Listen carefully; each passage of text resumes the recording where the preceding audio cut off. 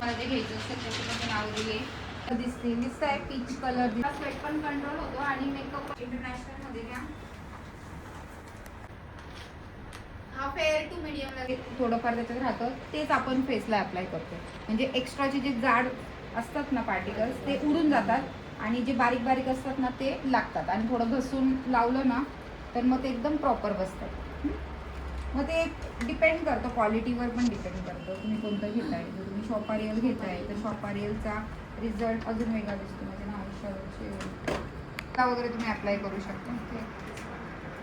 पण जे इंटरनॅशनल लोक असतात प्रिपरेशन सगळं केलं आता तुला करेक्शन केल्यानंतर तू फाउंडेशन केलं.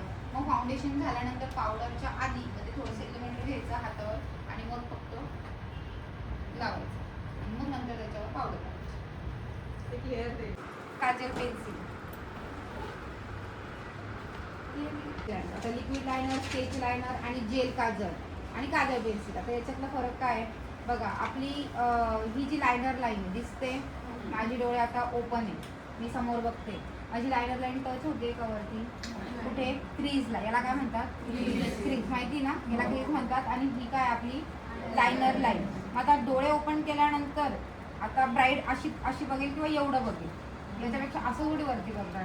ओके ब्राईटचे ज्यावेळेस डोळे ओपन आहे आणि ते जर आपण इथे जेल लायनर लावलं कोणतं जेलवालं ते लगेच मॅट होत नाही थोडंफार ते वरती टच होऊनच जातं. तर ज्यांची लायनर लाईन डोळे ओपन केल्यानंतर क्रीज लाईनला टच होत नसेल तिथे तुम्ही काजळ पेन्सिल पण यूज करू शकता वरतून जेल लायनर पण यूज करू शकता. पण ज्यांचे डोळे उभी राहा तूच जिच्या हातात फोन आहे. आता हिचे डोळे बघा इकडे दाखवू सगळ्यांना. ओपन केल्यावर काय होत आहे नॉर्मल बेबी हेअर असेल त्याच्यात 2 पार्ट करायचे 2 पार्टिशन म्हणजे 4 पार्टिशन करायचे. इथे इथे घेतलं काढून पोर्शन मध्ये तुम्हाला असं मुजरतं म्हणजे जेणेकरून तुम्ही जे काही हेअरला पुलिंग वगैरे करणार आहे जे काही तुम्ही डिझाईन त्याच्यात करणार आहे तर ते एकदम प्रॉपर होते. समजलं. मग याला तुम्हाला क्रिम्पिंगची पण जास्त गरज पडत नाही. पण काही काहींचे खूप सिल्की हेअर असतात जरी दाट आहे पण सिल्की आहे म्हणजे काहीतरी पुलिंग करायला गेलं तर ते असे पडून जातात. मग तिथे तुम्हाला फक्त या सेक्शनमध्ये तुम्हाला इयर टू इयर सेक्शनमध्ये क्रिम्पिंग करावं लागेल. हां ते नंतर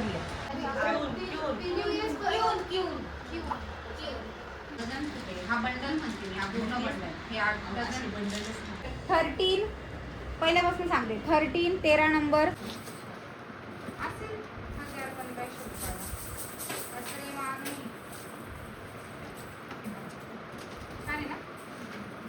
थोडंसं काहीतरी काय केलंय का माहिती.